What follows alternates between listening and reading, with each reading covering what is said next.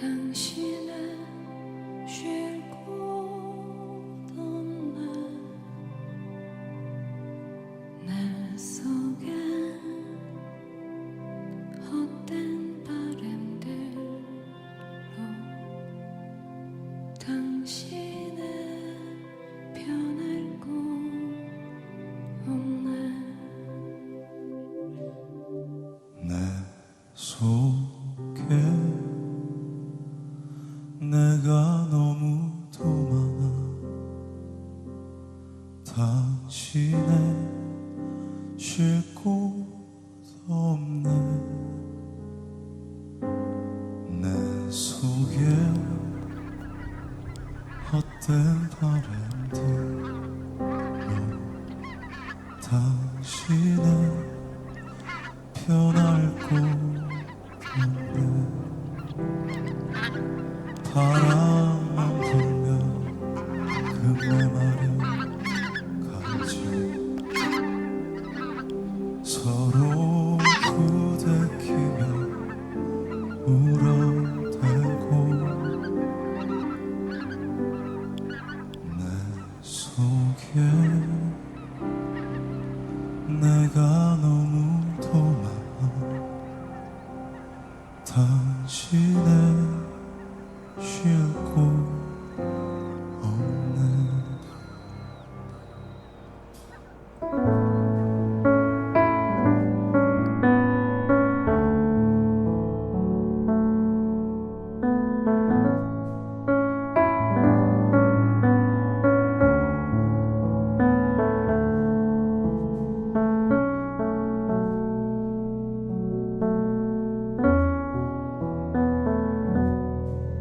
불의한 자가 하나님의 나라를 유업으로 받지 못할 줄을 알지 못하느냐.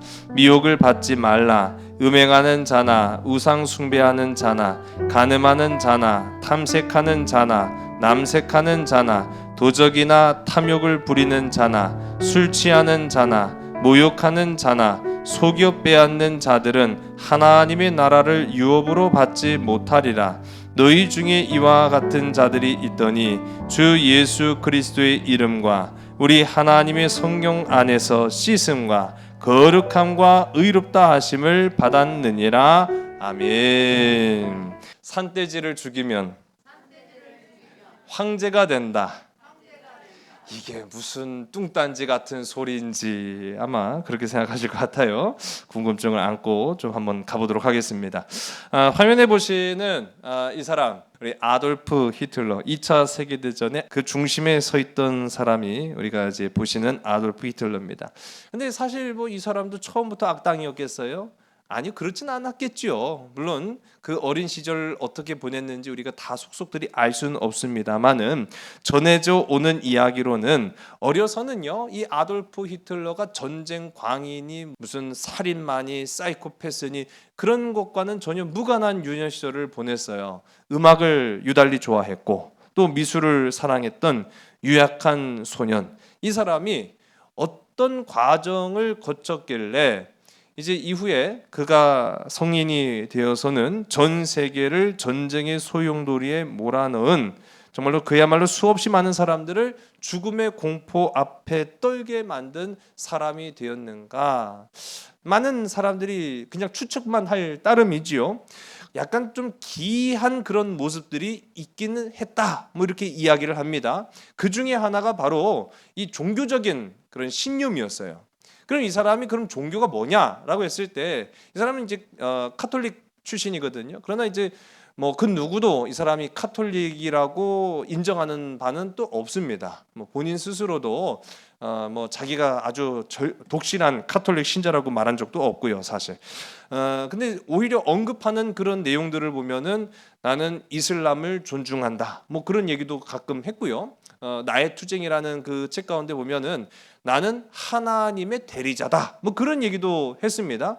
어쨌든 간에 자기 자신을 신이라고까지는 언급하진 않았어도 나치라는 이 독일 아래에 히틀러의 그 존재는요, 마치 신적인 권위를 갖고 있었던 것이면은 틀림이 없었어요. 이 히틀러의 리더십에는 미스테리한 부분도 물론 있다. 뭐 이렇게 이야기를 하는데 오늘 우리가 말씀 속에 나타나는 인물 이 수요 예배 가운데 우리가 이제 로마 제국이죠. 로마 제국에 이끌었던 많은 지도자들 중에도 그런 인물들이 있었고 오늘 다룰 인물도 바로 그런 사람입니다.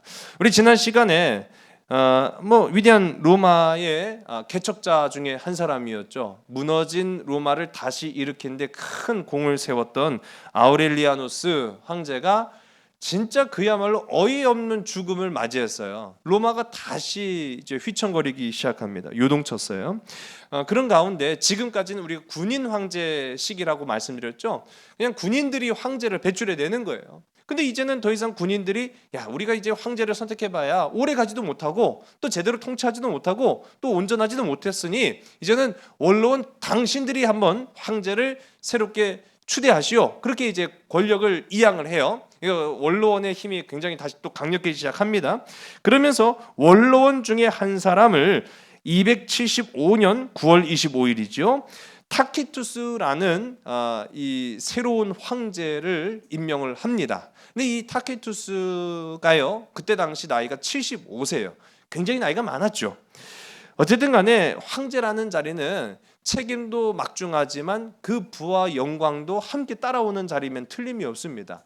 75세의 타키투스는 황제의 자리를 마다하지 않고 받아들여요. 근데 문제는 역시 황제는 위험한 독장과 같죠. 이 타키투스는 불과 9개월 만에 암살당합니다. 참.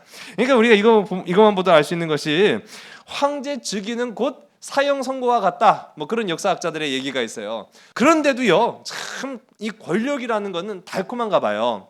그런 자리인 걸 알면서도 수없이 많은 권력자들이 그냥 너도 나도 할 것 없이 서로가 그냥 황제가 되겠다고 줄을 서니까 황제는 한 번도 다시 단 한 번도 끊어진 적은 없었습니다. 그렇게 세워진 임금들이요, 사실은 또 3개월, 기껏해야 1년, 2년, 뭐 임기를 1년, 2년 남기지도 못하고 다 죽임을 당하고 암살당하고 그렇게 금방 생을 마감하거든요. 참 그러니까 여기 이렇게 되면은 결국 로마도 끝장나는 거 아니야? 라는 이제 위기감을 갖게 된 거죠. 그러던 와중에 284년입니다. 기원 후 284년 11월 20일 마침내 로마 역사상에 마지막 박해자가 오늘 이제 소개가 됩니다. 기독교를 마지막으로 박해했던 임금이에요. 우리 화면을 보시면은 디오클레티아누스라는 황제입니다. 디오클레티아누스라고 부르고 우리 짧게 우리 디오클레스라고 이야기를 해요. 그런데 이 사람의 개인적 능력을 또 평가해 보면은 뭐 대단한 천재도 아니었고 그렇다고 뛰어난 군인도 아니었으며 범부도 귀족도 아니었다라고 사람들이 일컫습니다. 그럼에도 불구하고 이제 막 기울어져 가는, 그래서 다 쓰러져 가는 이 로마를 다시 살린 인물이 바로 이 디오클레스라고 이야기를 하거든요. 꺼져가는 불씨를 살려가지고요, 이 사람이 살린 그 로마라는 불씨가 이후에 1000년을 더 가게 만들었어요. 사실 황제에 오르면서 굉장히 무서웠어요. 굉장히 두려웠어요. 왜? 죽을까봐. 그렇죠.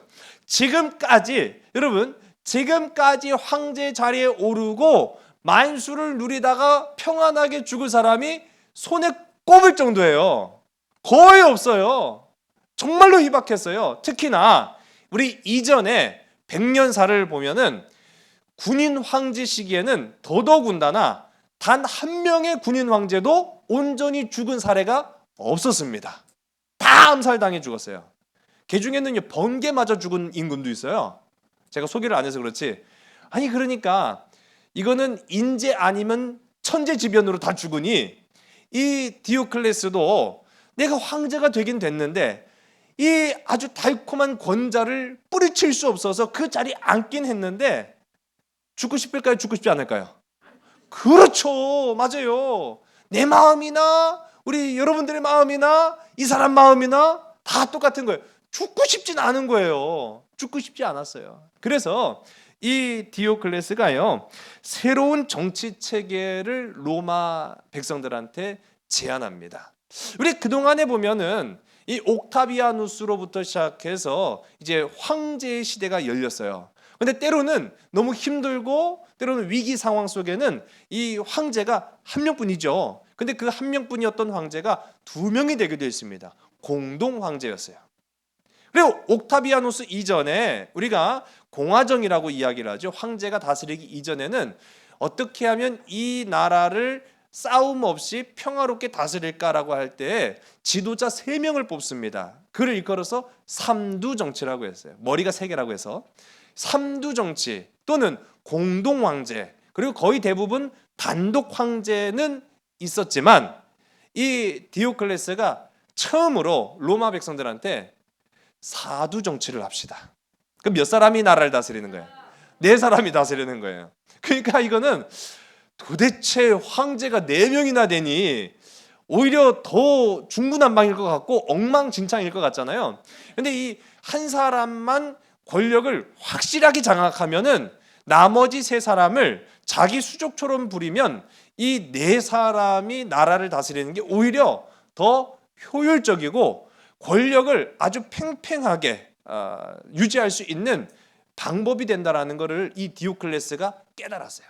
그런데 이 디오클레스에게는 그러한 정치적 수완 외에 이해할 수 없는 부분이 또 사실 존재했습니다. 디오클레스가 284년 11월 17일 니코메디아에서 군인들 앞에 황제로 추대를 받아요. 군인들 앞에서 연설을 다 마칠 즈음 이 황제 옆에 이 황제를 보호하고 이제 지켜주는 근위대장이 있을 거 아니에요. 근위대장 아리우스 아페르를 느닷없이 칼로 찔러 죽입니다. 이게 뭔 일이래? 그쵸? 예? 아니, 이게 경사스러운 날이잖아요. 눈앞에 펼쳐진 믿기 힘든 장면에 다들 놀라게 된 거죠. 자, 이 사건이 이유가 있어요. 사실은 디오클레스의 이 삶을 보면은 이 사람의 삶이 그리고 또 이 사람의 정치가 무엇의 영향을 받았는지를 알 수 있는 대목이 바로 이 기이한 장면입니다. 이 디오클레스 황제가 황제로 추대되기 전에 누구를 좀 찾아가요. 누구를 찾아갔을까요? 점쟁이요? 점쟁이를 찾아가요. 점쟁이를 찾아가서 앞으로 운세를 좀 점쳐달라고 이렇게 얘기를 하는데 이 점쟁이가요, 당신은 황제가 될 상입니다. 그 얘기를 하는 거죠. 당신은 황제가 될 상입니다. 그런데 황제가 될 상이라고 하니까요, 기분은 좋으면서도 은근히 겁나고 두렵잖아요. 아까 말씀드렸죠. 황제가 된 사람들 고이 죽은 적이 단 한 번도 없어요. 근데 이 점쟁이가 하는 말이 당신은 황제가 될 사람인데 진정한 황제가 되기 위해서라면 산돼지를 죽이십시오. 산돼지를 죽이는 자가 황제가 됩니다. 그 얘기를 한 거예요. 아니, 우리가 잘 아는 뭐 산돼지 또는 멧돼지 뭐 이렇게 부르는 이 돼지, 아니 이거를 죽여야 황제가 된다니 이게 무슨 말도 안 되는 소리예요. 그런데 디오클레스가 군인들 앞에 연설을 거의 마칠 즈음에 자신의 곁에 있던 친위대장 아페르를 쳐다봤는데요. 이 아페르라는 사람, 이 아페르라는 이름이 라틴어로 산돼지입니다. 그 예언이구나 라고 생각해서 연설이 끝마치자마자 자기 근위대장 아페르, 그러니까 번역하면 산돼지죠, 그 사람을 칼로 찔러 죽인 거예요. 참 이게 어이없는 행동으로 비춰질 수 있습니다만은 디오클레스 입장에서는 어떤 행동이었을까요? 정당한 행동인 거예요. 합리적인 행동인 거죠. 이 믿기 어려운 행동, 이와 같은 일들이요, 사실은요 오늘날까지도 비일비재합니다. 1983년 미 육군의 정보보안사령부 사령관인 엘버트 스테블바인 소장이라는 분, 1995년까지 비밀 특수부대를 운영합니다. 아주 극소수의 인원을 가지고 이 비밀 특수부대를 운영하는데 작전명은 블랙 오퍼레이션. 뭔가 좀 있어 보이죠. 이 블랙 오퍼레이션이라는 이 작전 하에 소수의 인원으로 구성된 이 특수부대가 운영이 돼요. 이 사람들의 임무는 심령 스파이. 뭔가 더 있어 보이죠? 예. 한마디로 말하면 적의 마음을 조종하거나 또는 전쟁 중에 다친 부상자를 쳐다보는 것만으로 치료하는 데 목적을 두고 있습니다. 이해가 되세요?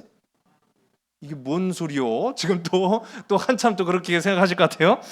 이게 지금 말도 안 되는 소리 하는 것 같죠? 그런데 실제로 이 1995년에 CIA 아마 들어보셨을 거예요. 예. 그 CIA가 이 부대를 폐지할 때까지 실제로 존재한 부대예요. 이 사람들이요 모여가지고 훈련을 해요. 뭘 하느냐? 염소를 노려봅니다. 왜 노려볼까요? 그렇죠. 심령으로 노려보는 거예요. 쓰러져! 쓰러져! 죽어라! 목적은 염소의 심장을 멈추는 데 있다는 거예요. 성공했을까요? 어떻게 그렇게 확신하세요? 생각해보세요. 진짜 미국에 실제로 존재했고 엘리트들로만 구성된 비밀 특수부대였다니까요.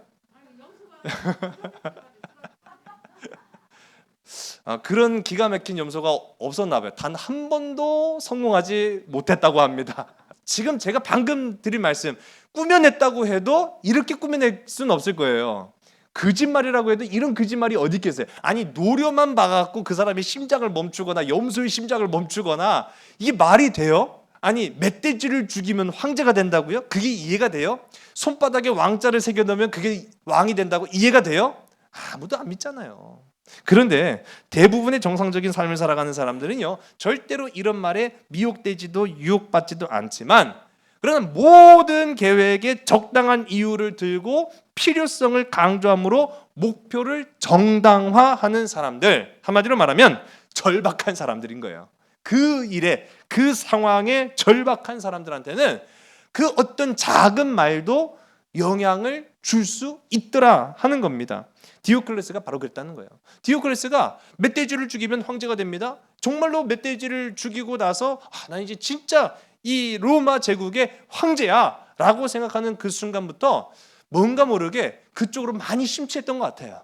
그래서 이 디오클레스는 자기 자신을 하늘이 내린 신의 도구다라고 이제 확신을 했다는 거예요.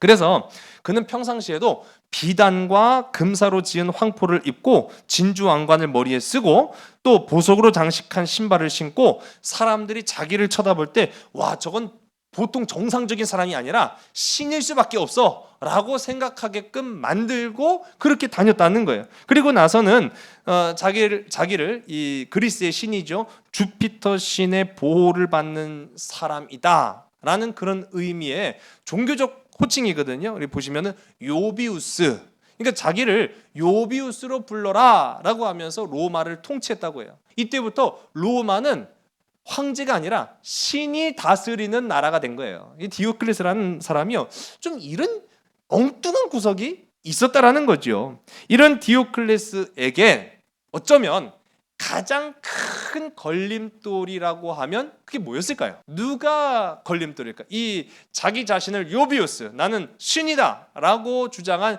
이 디오클레스에게 가장 강력한 걸림돌이라고 여겨지는, 그렇죠, 그분은 하나님인 거예요. 기독교가 가장 큰 이 적인 거죠. 왜냐하면 기독교는 유일신 사상, 우리가 잘 아는 것처럼 오직 만물의 왕이 되시는 유일한 구원자가 되시는 하나님 한 분을 믿고 그 아들 독생자 예수 그리스도를 믿으며 그분이 이제 우리가 예수 그리스도가 우리를 위해서 피 흘려 십자가에 달려 돌아가시고 우리에게 보혜사 성령을 주신 그 성부 성자 성령 하나님만이 진짜 신이라고 믿는 절대적인 신도들이 있는 한 이 디오클레스의 신격화는 성공할 수가 없는 거예요. 그러니까 디오클레스 입장에서는 이 사람들이 가장 큰 걸림돌이거든요. 근데 여러분, 제가 왜 이 말씀을 드리냐면은, 자, 이제 300년 얼추 다 됩니다. 300년. 그러니까 기독교 역사가 로마 안에 뿌리 내리기 시작한 지가 200년이 지났다는 얘기예요. 200년이 지났다고요. 그러니까 어느 정도 자리를 잡기 시작했다라는 것을 의미합니다. 놀라운 사실이죠. 그동안 그렇게 많은 수없는 핍박과 박해 속에서도 기독교는요, 죽지 않고 오히려 더 깊숙한 곳으로 번져가기 시작하고 많은 사람들이 예수를 믿기 시작했는데, 지난 시간에 말씀인 것처럼 처음에는 유대인들만 믿었던 종교에서 이제는 국제적인 종교로 로마인들까지도 믿는 그런 종교로 확장되기 시작했어요. 그래서 로마 시내에 살아가고 있었던 인구 중 10%, 그러니까 10사람 중에 한 사람은 기독교인일 정도로 이제는 기독교라는 세력이요, 무시할 수 없는 사회 집단이 되고 있었다는 거예요.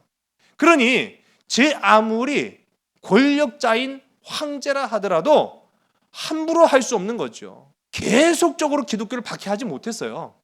왜냐하면 무시할 수 없는 세력들로 점점 커 나아갔기 때문입니다. 심지어는 이 기독교가 핍박을 받잖아요. 그러니까 야, 이렇게 흩어져 있으니까, 우리가 이렇게 약하니까 핍박받을 수밖에 없잖아. 우리 모여 있자, 뭉쳐 살자.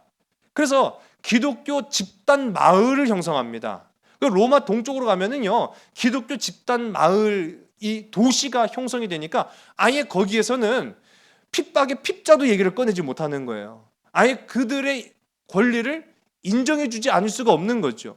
그런 형태로 기독교가 자리매김하기 시작하는 거예요. 기독교인은 어딜 가나 있었다라는 거예요. 아까 말씀드렸잖아요. 로마 사람 10사람 중에 한 사람은 기독교인이에요. 그러면 어디를 가도 사실은 기독교인이 있다는 얘기거든요. 그 중에는 군인들이 있었습니다. 그리고 나라 일을 하는 공무원들이 있었습니다. 심지어는 귀족들 중에도 기독교인들이 있기 시작합니다.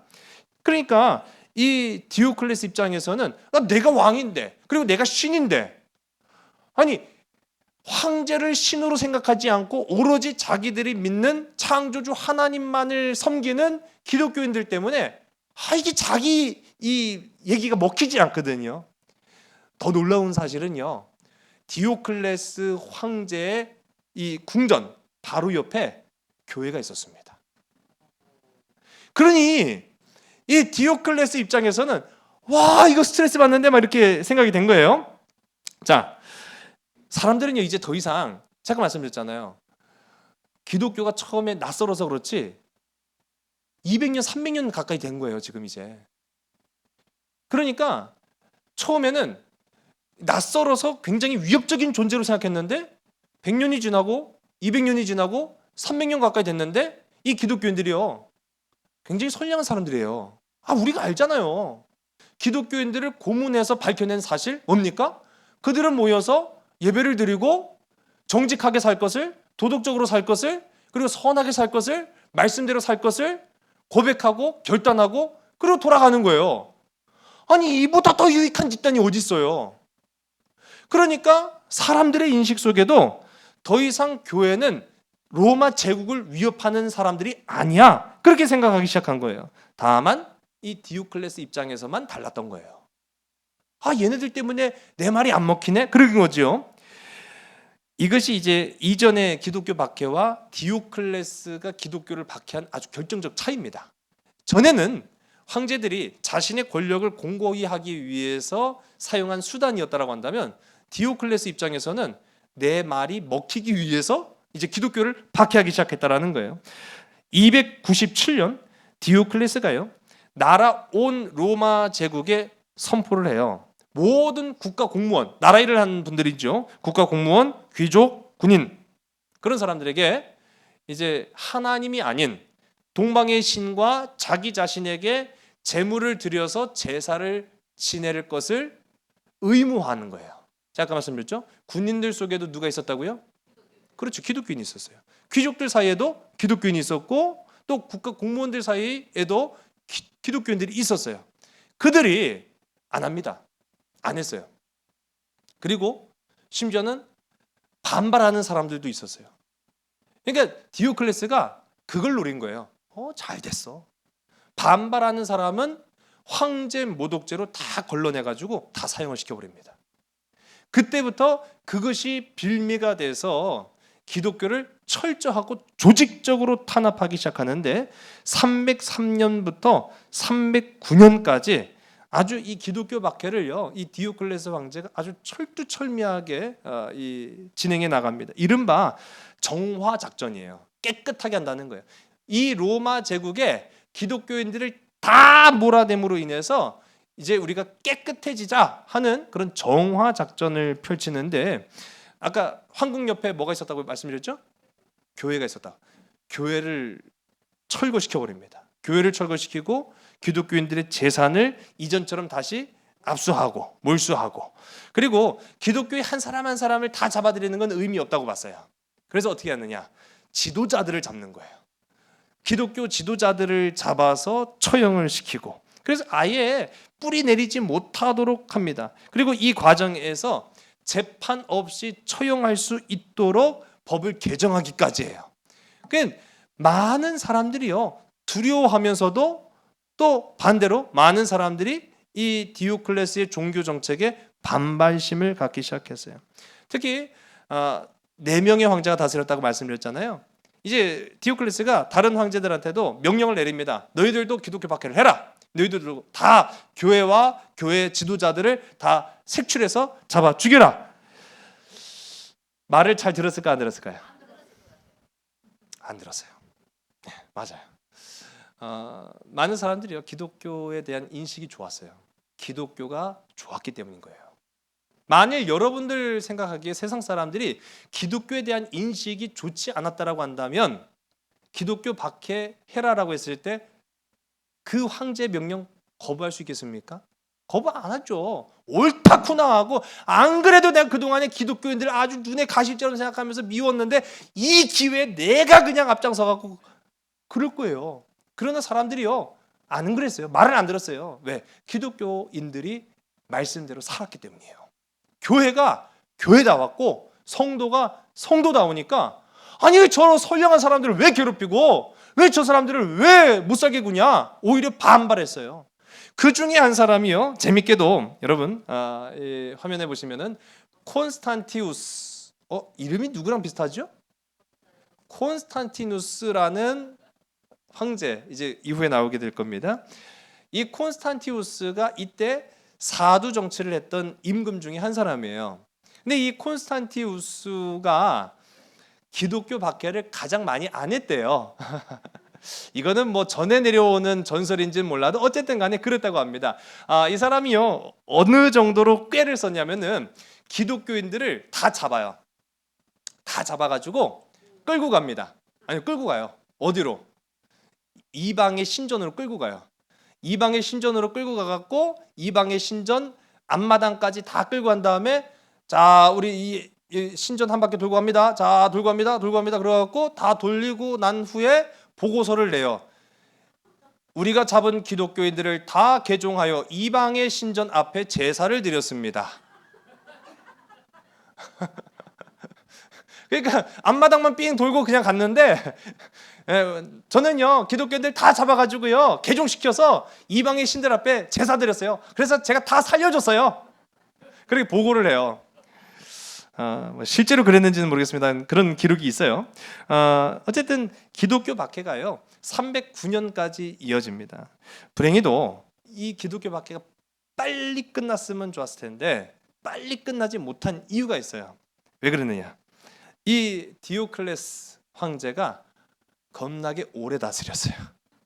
이전에 제가 말씀드린 것처럼 뭐 기껏해야 15일, 6개월, 1년 반 뭐 그렇게 다스렸던 황제에 비해서 이 디오클레스 황제는 무려 20년을 통치합니다. 그러니까 겁나게 오래 해 먹은 거예요. 겁나게 오래 하면서 유례 없는 장기 통치 가운데 기독교를 박해해요. 자기도 나중에 알았어요. 자신의 아내와 딸도 기독교인이라는 걸 나중에 알았어요. 그런데도 아랑곳 않고 끝까지 이 고대 종교에 심취해 가지고요 재물을 바치고 그 재물의 그 내장. 옛날에는 점을 그렇게 봤어요. 피와 내장으로 점을 쳤거든요. 그렇게 점을 쳐서 하늘의 뜻을 알고자 했던 사람이 바로 이 디오클레스, 마지막 기독교 박해자, 바로 이 사람입니다. 오늘 우리가 함께 읽은 본문의 말씀인데요. 우리 고린도전서 6장 9절과 10절, 우리 두 절의 말씀을 우리 화면을 보시고 함께 읽습니다. 시작. 불의한 자가 하나님의 나라를 유업으로 받지 못할 줄을 알지 못하느냐. 미혹을 받지 말라. 음행하는 자나 우상 숭배하는 자나 간음하는 자나 탐색하는 자나 남색하는 자나 도적이나 탐욕을 부리는 자나 술 취하는 자나 모욕하는 자나 속여 빼앗는 자들은 하나님의 나라를 유업으로 받지 못하리라. 아멘. 9절과 10절 이 두 절의 말씀 앞뒤를 보면은 공통적으로 나와요. 불의한 자는 하나님의 나라를 유업으로, 상속으로 받지 못할 것이다. 하나님 나라 백성이 못 된다라는 얘기예요. 어떤 사람들이요? 오늘 본문에 나오죠. 미혹하는 사람, 음행하는 사람, 우상 숭배하는 사람, 간음하는 사람, 탐색하는 사람, 도적, 탐욕을 부리는 자, 술 취하는 자, 모욕하는 자, 속여 빼앗는 자. 디오클레스가 바로 그런 사람 중에 하나였어요. 우상에 빠져서 자신의 마음과 생각과 자신의 삶과 정치까지도 거기에 영향을 받았던 그 사람이 바로 이 디오클레스였다라는 거죠. 디오클레스는요, 기독교 박해를 이제 거의 다 완수했다라고 생각하고 새로운 궁전을 짓습니다. 그 궁전의 크기가요 무려 215m, 아주 굉장히 거대한 성인데요. 거기에 보면은 뭐 식당, 침실, 분수, 도서관, 목욕탕, 뭐 아주 그냥 모든 시설이 다 구비되어 있고 그 성 안에 3,000명이 모여 살아도 여유가 있을 정도로 굉장히 넉넉한 공간을 가지고 있다고 합니다. 오늘날에도 그 성이 남아 있거든요. 보시면 로마 시내에 이 우뚝 서 있는 이 성의 흔적이 지금도 여전히 남아 있는데, 이 디오클레스 어떻게 죽었을까요? 잘 살다 죽었어요. 아, 이게 너무 얄밉네, 그렇죠? 마지막 기독교 박해자인데, 그리고 그토록 그렇게 얄미운 사람임에도 불구하고 잘 살다 죽었어요. 이 사람이요, 아까 말씀드린 것처럼 황제로 있다가는 제명에 못 살 것 같거든요. 20년 동안 통치했어요. 굉장히 오래 통치한 편이죠. 그래서 이 사람이 20년 통치를 완수한 그 이듬해에 자진 사퇴합니다. 그냥 자진 퇴위를 해버려요. 놀라운 일이죠. 그 권력을 놓아버렸다라는 것도 참 놀라운 일이지만 암살당하지 않고 20년을 통치했다라는 것도 대단한 그런 업적을 남긴 사람이면 틀림이 없어요. 그렇게 자진 퇴위하고 자신이 만든 이 성 이름이요 스팔라토 성이라고 합니다. 뭐 다른 말로는 디오클레스 성이다 뭐 그렇게 이야기하는데 이 스팔라토 성에서 지내게 돼요. 그런데 은퇴하고 나서 신경쇠약에 걸립니다. 그동안에 자기가 의심했던 그 모든 게 이제는 정신적 질병이 돼가지고요 온전한 노후를 보내지는 못했다는 거예요. 제가 아까 말씀드린 것처럼 잘 살다 죽었다 제가 말씀드렸지만은 살해당하지 않았다 뿐이지 자기 스스로의 감옥에, 감정이라는 이 두려움이라는 감옥에 갇혀서 평안히 생을 마감하지는 못했다라고 전해져요. 결국 자신이 만든 이 스팔라토 성을 무덤으로 삼아서 여기 이제 자신의 시신을 이제 안치를 합니다. 그런데요, 참 하나님의 역사는 놀라워요. 왜 놀랍냐고요? 보시는 이 디오클레스 궁전, 스팔라토 성, 아름답고 멋진 이 기독교 박해자의 무덤이 오늘날에는 성당이 됐습니다. 교회가 됐어요. 참, 이 하나님의 역사인 거예요. 하나님의 역사. 여러분, 성경은 이 디오클레스와 같은 사람을 경계하라고 경고합니다. 그런데 외부의 디오클레스만이 아니라 내부의 디오클레스도 있다라는 것을 성경이 언급하면서 경계해라 라고 이야기하죠. 연말과 연초가 되면은 어디가 제일 붐비는 줄 아세요? 안 가보시니까 잘 모르시는구나.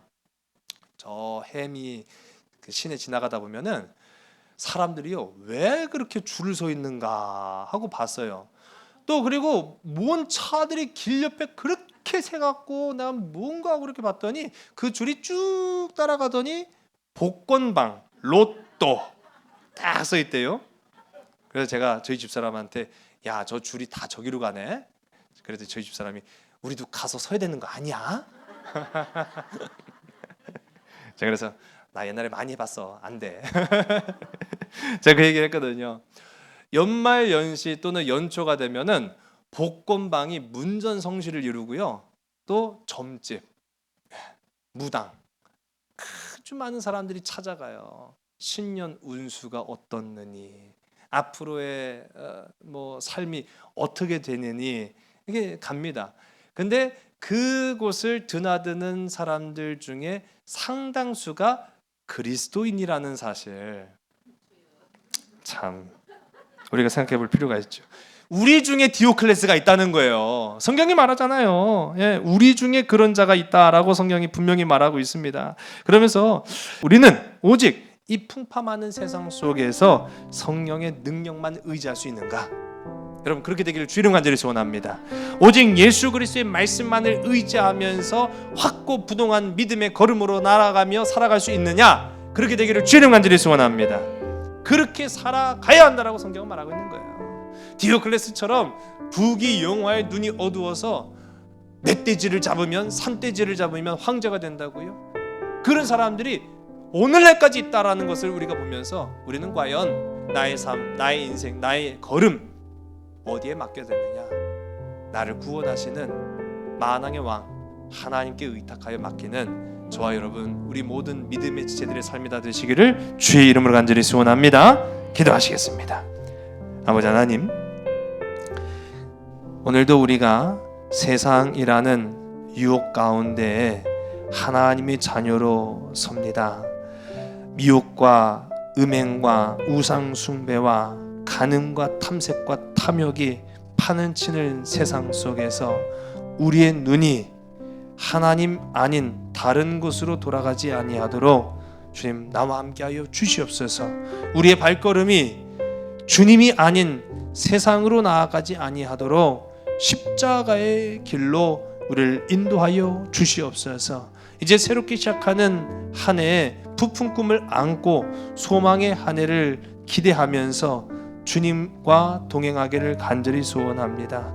오직 성령의 능력과 예수 그리스도의 말씀 의지하며 살아가는 십자가의 승리자들이 다 될 수 있도록 인도하여 주시옵소서. 모든 것을 주께 온전히 의탁하오며 참사랑 되시는 나사렛 예수 그리스도 이름으로 감사하며 간절히 기도드렸사옵나이다. 아멘. 바람만 불면 그 메마른 가지 서로 부대끼며 울어대고 쉴 곳을 찾아 지쳐 날아온 어린 새들도 가시에 찔려 날아가고 바람만 불면 외롭고 또 괴로워 슬픈 노래를 부르던 날이 많았는데 내 속엔 내가 너무도 많아서